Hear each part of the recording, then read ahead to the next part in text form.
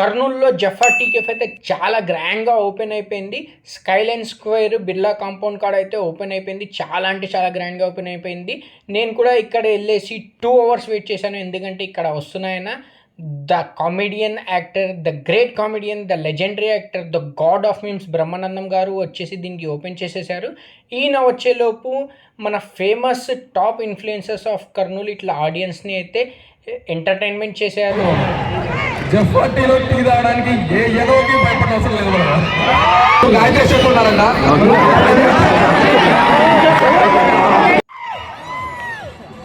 ఇంకా సోనా గారిని చూడగానే అందరు కర్నూలు పీపుల్ వచ్చేది మైండ్లో నమస్తే పీపుల్.